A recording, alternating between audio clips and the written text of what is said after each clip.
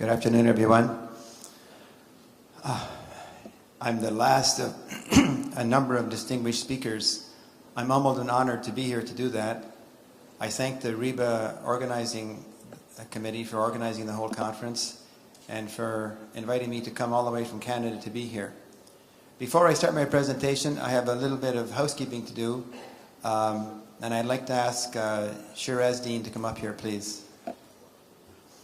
Back in Canada, we just finished celebrating our 8th annual Usury-Free Week. We started these weeks way back in 2005. We have a Usury-Free Day, which is November the 13th, and then the week following from the 13th to the 19th, we designate it as Usury-Free Week. And during that week, we do workshops and seminars to teach two things. One, the problems associated with our usury-based system of debt money, and two, we talk about solutions which involve usury-free ideas and usury-free community currencies. During that week, we give out what we call Winged Lion Awards. We call it a prestigious award. The Winged Lion, historically, was actually a symbol on currencies that were usury-free. So we're not doing anything new in the 21st century. These things have happened before. So to get a Winged Lion Award, you have to do something spectacular. And I have a Winged Lion, I actually have two Winged Lion Awards that I brought with me to Malaysia. And I'll give them both to Shiraz Dean. One is for the actual 3rd annual World Conference on Riba. And the second one is actually addressed to Shiraz Dean himself.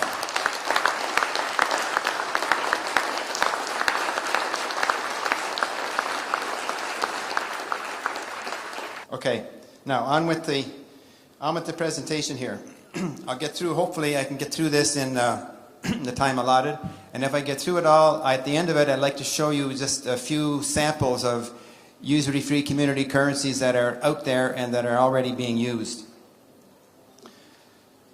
There's just one thing I want to say about usury before I start.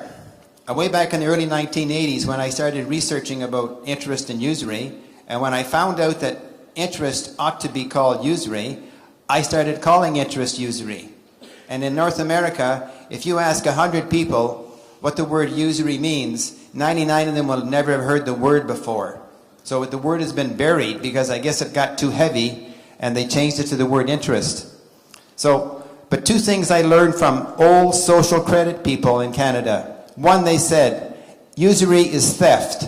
And number two, they said, money cannot have babies. So if you understand those two things, you can understand how evil and immoral usury really is.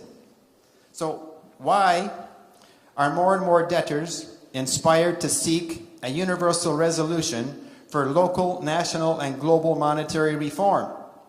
The answer to that question is simple. Because malfunctioning elements within our orthodox economic system of usury-based debt money are being exposed. Dedicated, usury-free creatives with a singular talent for researching are committed to sharing with debtors the truth about modern money creation by producing results, written documents, countless video documentaries, and real-life experiences of people pursuing the usury-free lifestyle. The actions of these motivated usury-free creatives are inspiring enough to initiate economic changes that will eventually motivate all debtors to joyfully experience the reality of a usury-free lifestyle.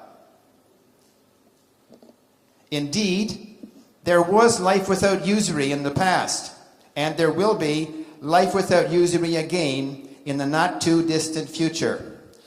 Another little note here, there's so much background that I could explain, but I don't have the time. So on the slides, on the titles, if you just write down some of those titles and you search any search engine, you'll find out lots of complementary material.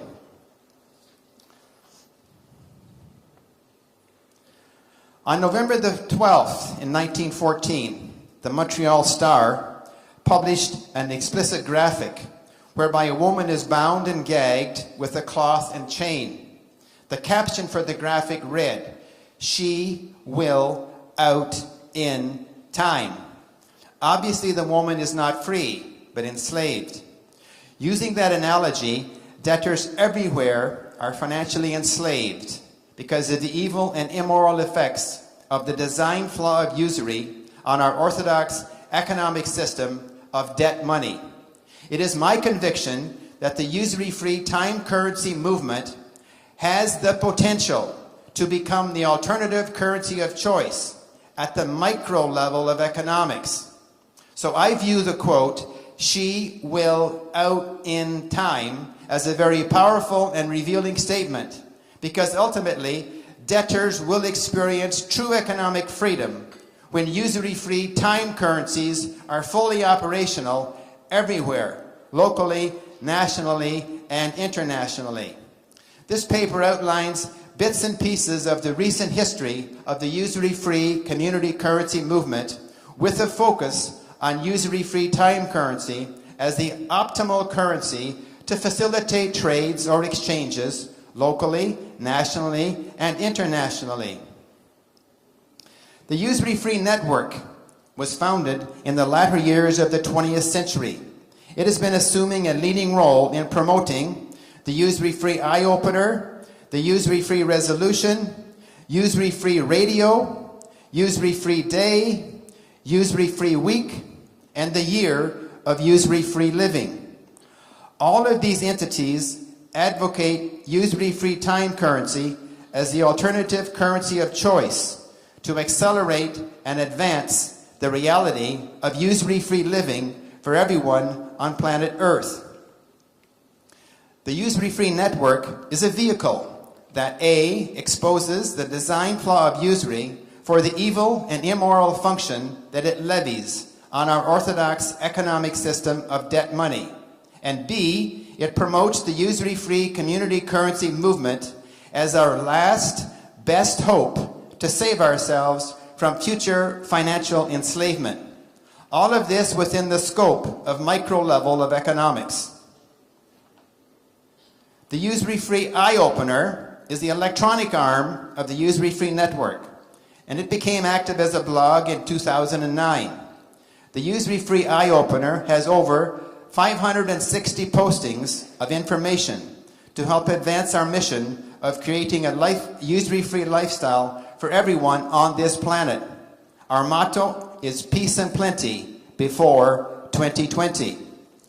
The Usury-Free Eye-Opener publishes not only articles related to the problems associated with our orthodox usury-based debt money system, but also focuses on the solutions as offered by active usury-free creatives. If every debtor studied and shared the information posted at the Usury-Free Eye-Opener, our orthodox economic system of usury-based debt money and its evil, immoral, and malfunctioning elements would be forever exposed. Additionally, there would be universal resolve to have it replaced with a usury-free economic system that would guarantee peace, prosperity, and abundance for everyone on planet Earth. The Usury-Free Resolution, and notice we use the word resolution and not revolution. The Usury-Free Resolution was launched by the Usury-Free Network on May 13th in 2001. On May 13th, 2012, we honored the 11th anniversary of the Usury-Free Resolution, but we are not yet celebrating any heroic victory for usury-free living, as debtors everywhere are still suffering severe economic pain. The good news is that the usury-free time currency movement is quickly gaining momentum as more and more debtors awaken to the lies, deceits, and deceptions being foisted upon them by the controllers of our orthodox economic system of usury-based debt money. Our 8th annual Usury-Free Day and Usury-Free Week was launched on November the 13th on Usury-Free Day. Usury-Free Week followed until November the 19th, 2012. During the 8th annual Usury-Free Week, the Year of Usury-Free Living was announced, and it will end on November 13th, 2013. So for the next year, we're calling it the Year of Usury-Free Living. Hopefully, a lot of good things will happen in the Usury-Free Living department. During Usury-Free Week each year, seminars and workshops are held in local communities to expose the design flaw of usury for the evil and immoral function that it is, and to promote the usury-free community currency movement with a focus on usury-free time currency as the optimal solution. The first Usury-Free Day was celebrated on November 13th, 2005 in Tamworth, Ontario. That's my hometown where I was born. To honor the first anniversary of a local time currency called Tamworth Hours. And then I'll say more about the year of usury-free living later, but just to make it clear that we have designated from November 13th, 2012 until November 13th, 2013, we're calling it the year of usury-free living. The evil and immoral impact of usury. The evil and immoral impact of the function of usury on our orthodox economic system of debt money has been causing havoc for debtors everywhere, simply because debtors cannot possibly survive financially in a rigged game where there is a forever shortage of usury-based debt money. For lack of knowledge, debtors are agreeing to sign promissory notes, which are impossible contracts when they apply for loans and mortgages from financial institution.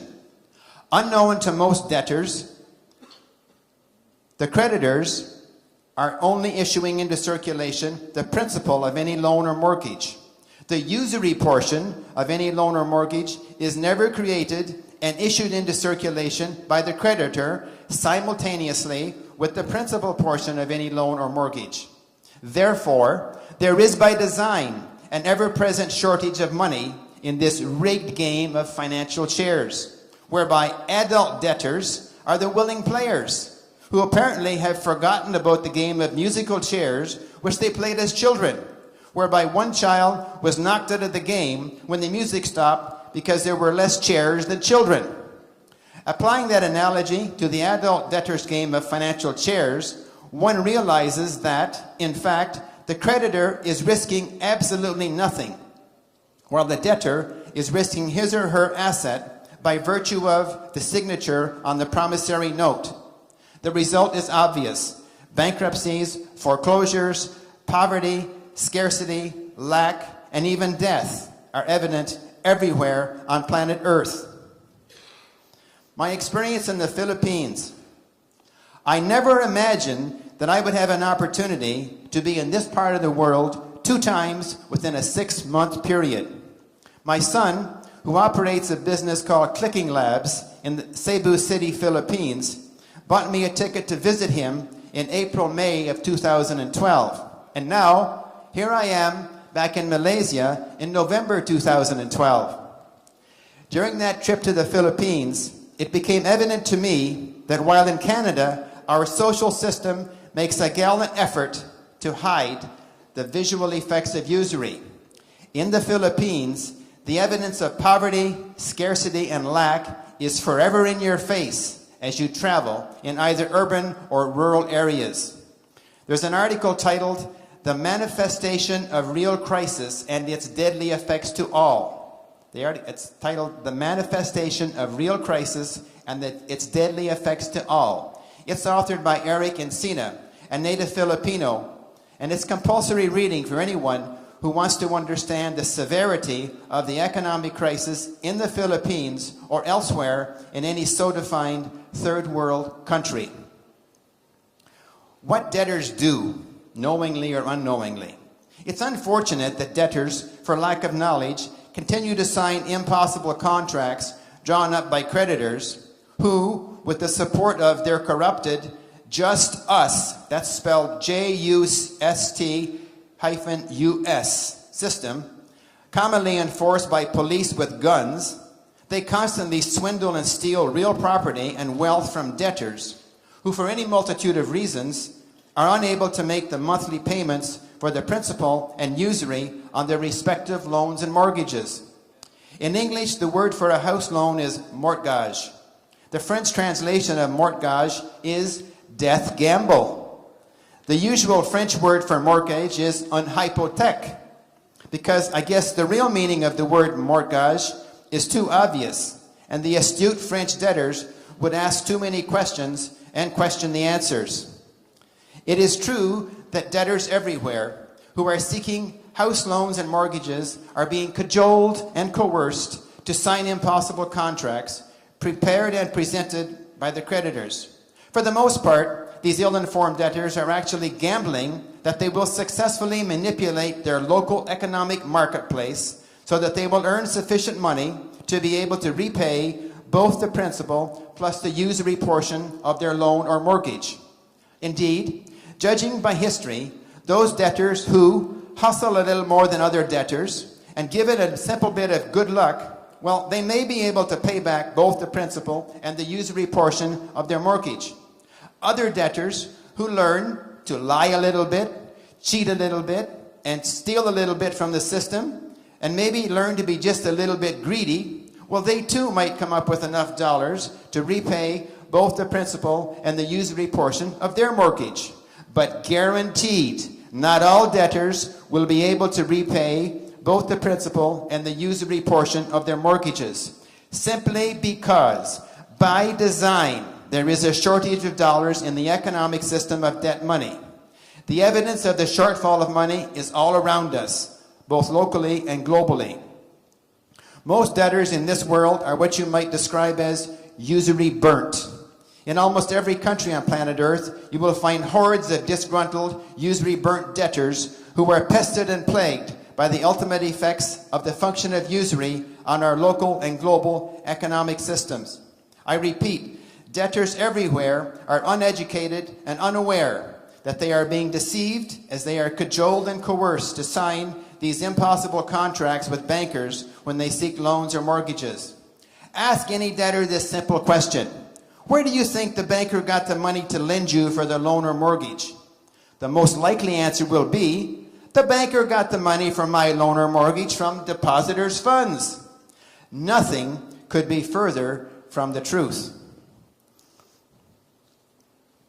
For over 30 years back in Canada, John the Engineer Trammell, he's from Ottawa, Ontario, Canada, he has been the pioneering and leading voice in the world for implementing a universal usury-free time currency, which could become one of the most important inventions ever implemented to optimally serve every living person on planet Earth. Way back in May 2000, John submitted UNILET's Resolution C6 to the United Nations. This resolution invites governments, corporations, and citizens to use an alternate time-based currency to restructure the global financial architecture. For clarity and better understanding of modern economics, John the Engineer Trammell offers 3 essential lessons of required study by debtors. You just write down these titles, you can research them, and you can find lots to read about them. First one is called Let's Engineering Mathematics. The second one is called The Big Lie of Economics. And the third one is called The Argentine Solution. I'll just say a word about the Argentine solution because John won a prize in 2012 for this being the best video solution that promotes usury-free living. In summary, the Argentine solution advocates the idea of paying workers with small denomination government bonds or currencies, which they can then use to pay for power, taxes, licenses, and medical expenses. This idea was used in Argentina, and it could be implemented anywhere, and the time to do that would be now. Since the early 1980s, John the Engineer Trammell has inspired many other usury-free creatives and motivated them to action.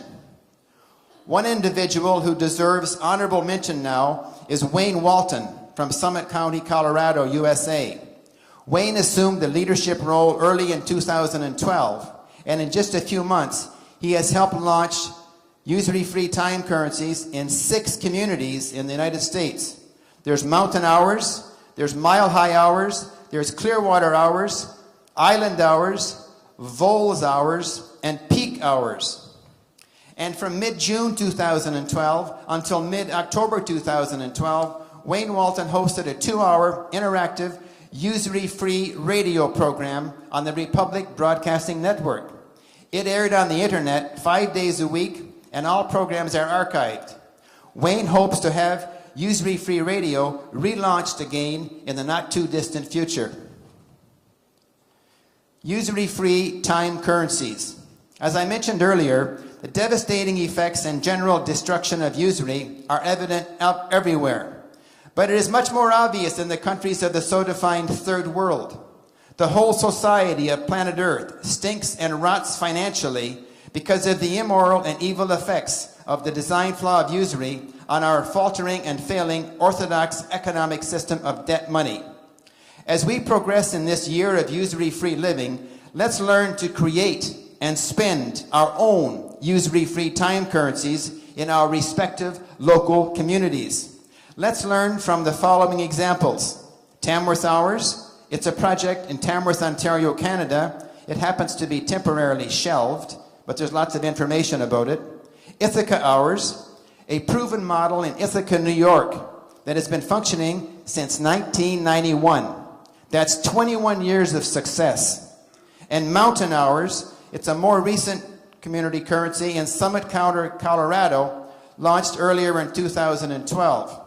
Indeed, there are many other successful models of usury-free time tokens in North America and probably elsewhere. The usury-free time currency is represented by paper notes or tokens in denominations of hours and minutes. This usury-free time currency is neither socialistic nor is it capitalistic. In fact, the concept of implementing a functional usury-free community currency to facilitate exchange of products and services seems to be a simple synthesis of 1, the best from socialism, and 2, the best from capitalism, all blended together for the mutual benefit of those who choose to participate. Furthermore, neither casino chips nor tokens of time ever inflate. Neither do usury-free hours of time ever inflate, because 1 hour of time will always be worth 60 minutes. So why is it that usury-bearing dollars always inflate? Could inflation be the reverse of what we've been told? As mentioned above, John the Engineer Trammell published the document, The Big Lie of Economics, explaining how inflation works. And it proves that usury is the real cause of inflation. Usury-free time currency is acceptable to anyone who chooses to accept it. The visionaries of the world are already accepting usury-free time currency because they expect that it will be replacing usury-bearing dollars as we know them. Just because one person is too afraid to accept another person's usury-free time currency does not mean that it is not acceptable. It just means that one person may not trust the other person. I encourage the visionaries to build a big online loyal database of individuals and businesses so that we can all have access to any product or service that we need now or that we may need in the future. I know that my 1 hour of time will appreciate in value as technology improves. So by putting in my hours of time today to explain this paradigm shift to usury-free time currency, I know I will be abundantly rewarded. When I seek to spend my usury-free hours of time in the future, I know I will get better products, improved services, more than what my hour of time is worth today. At the end of this, when I finish, I have some samples of time currency that I'll show you on the screen. By the time we reach our 13th year for usury-free resolution, let's aim to have multiple thousands of usury-free time token economic systems fully functioning. And this enhances the shop local movement. So let's do it now. When we have multiple thousands of local communities scattered all around the planet, whereby local consumers are negotiating trades with local entrepreneurs, and at the same time acquiring the truth about modern money creation, we will create that shift in consciousness. Mathematicians have often explained that when 3% of the population grasp and move ahead with an idea, the other 97% will soon follow.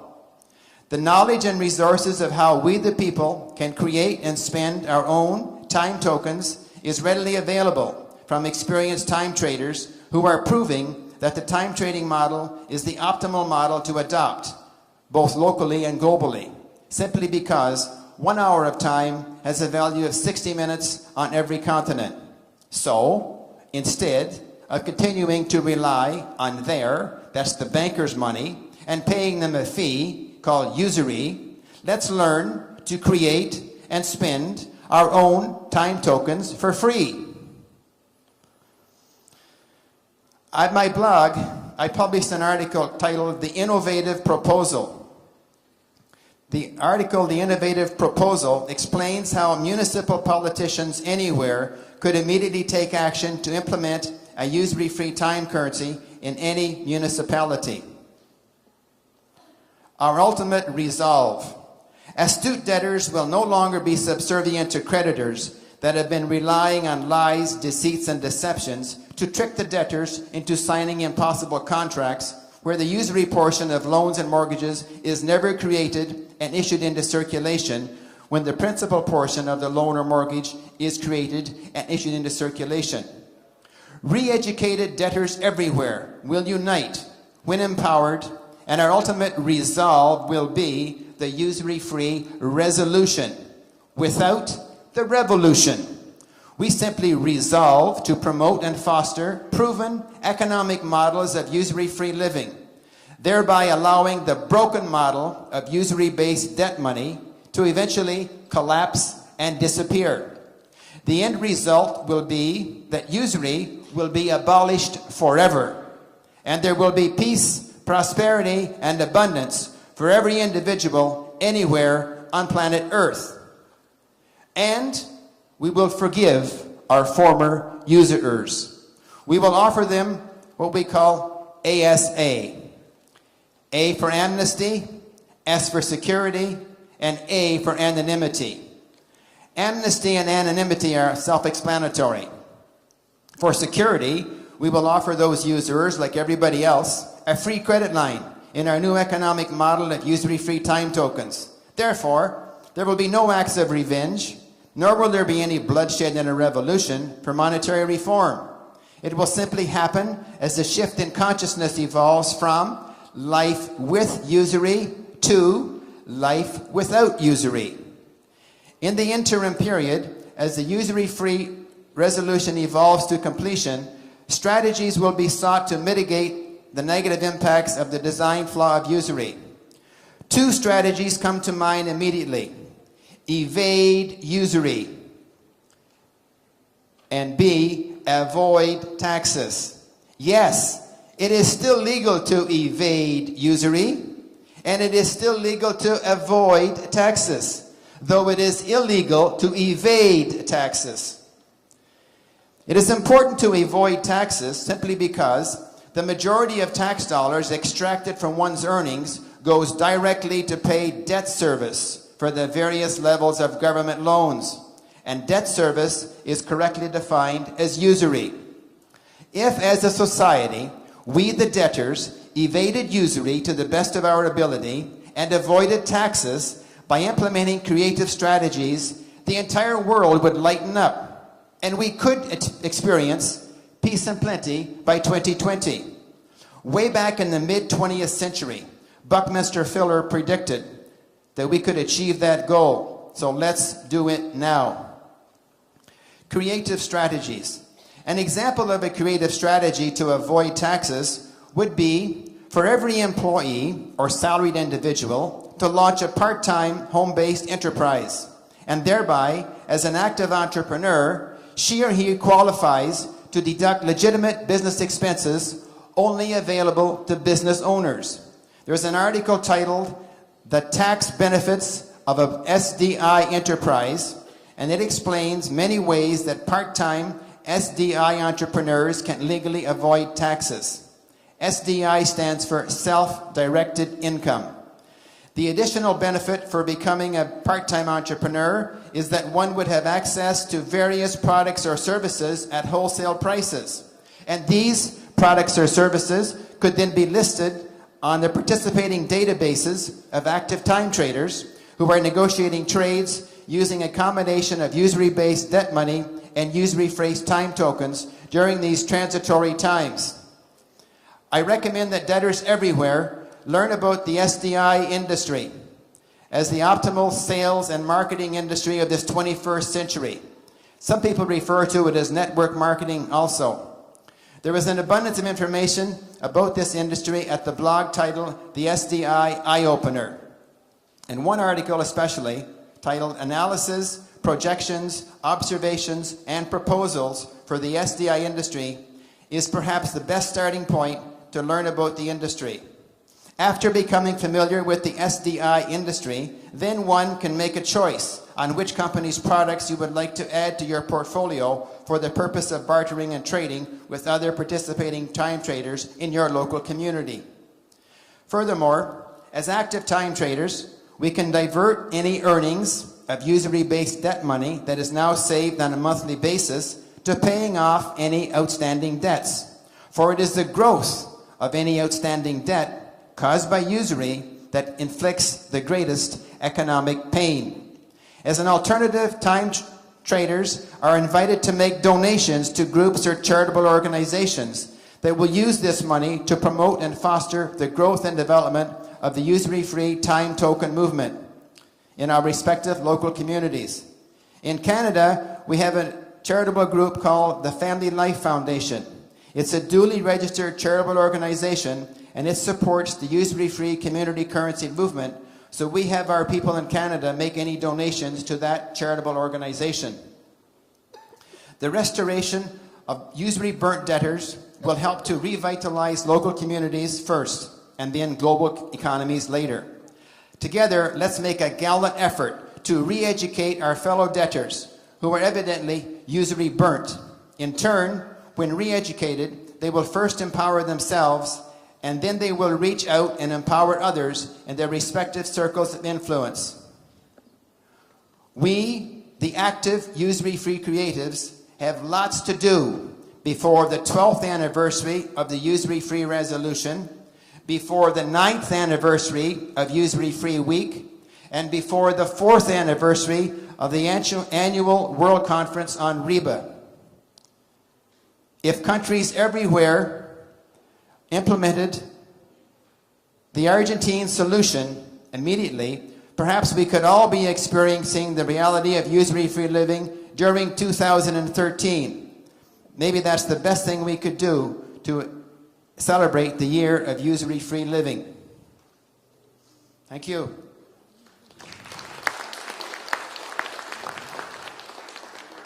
If I have a few minutes, I'd like to show you some samples of the usury-free time currency. If I can get this to work.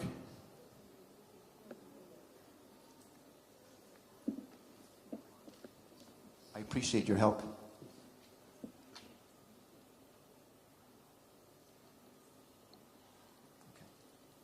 Okay, these are posted on my Facebook in my photo section, and your wonderful technical staff have helped me find them here. So let's see. Just look at some of these. Calgary dollars in Calgary, Alberta. River hours, another sample. This one is from Eureka, California. This one is from, it's called Blooming Hours in Alton, Illinois. Berkshires in Berkshire, Massachusetts. Bay Bucks in Michigan. Lee Valley hours were traded in Massachusetts. Sound hours, Olympia, Washington. Toronto dollars, Toronto, Ontario, Canada. One NOCO in northern Colorado. Two NOCO. A half NOCO. Some of them I got the whole set. This was called Plenty from Chapel Hill, North Carolina. Madison hours in Madison, Wisconsin. Trade winds in Nevada City, California. This is in Quebec, Granby, Quebec, Canada. That whole set. From Belleville, Ontario, Canada. From Burlington, Vermont. From Tamworth, Ontario. From Nova Scotia. Again, Calgary dollars in Alberta. This one I like. This is my own personal currency. I call it Kennedy hours. And we, in fact, that was so I liked about Kevin Cox's presentation, because We actually could create our own money, as long as we trust each other. We can measure it. This is a prosperity certificate from Alberta in the 1930s, 1936. They had lots of community currencies in North America in the 1930s, and our education books never told us about them. This is a Toronto one in the 1950s. This is a Christian credit note from the United States. Equal dollars is in Philadelphia, Pennsylvania. We had a political party back in the 1990s, and we called it Green Dollars. We had a political party called the Abolitionist Party of Canada, and our mission was to abolish usury. Guelph dollars in Guelph, Ontario. Oceanside dollars in British Columbia. Community dollars in Cambridge, Ontario. Salt Spring Island, British Columbia. Shuswap, British Columbia. This is another social credit. A time credit from the UK, London, England. From Whitecourt, Alberta.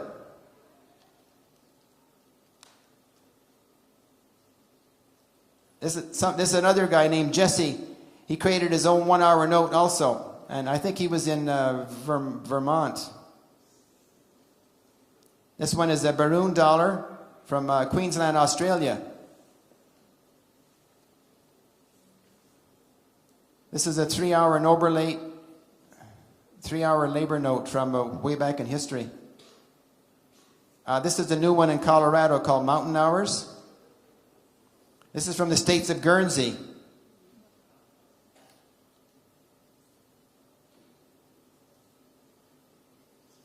These are from Germantown, Maryland, USA.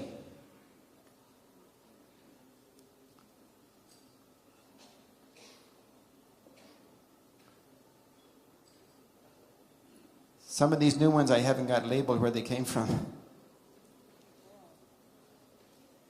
That's water wampum. Another name they use in Canada, we call it wampum, based on our Indian heritage, because they used to trade wampum, so we can trade wampum. And we're very careful not to use the word dollars, because the system likes to think they own the word dollars. So if you just avoid using it and use a time currency or a title like wampum, you avoid the hassles.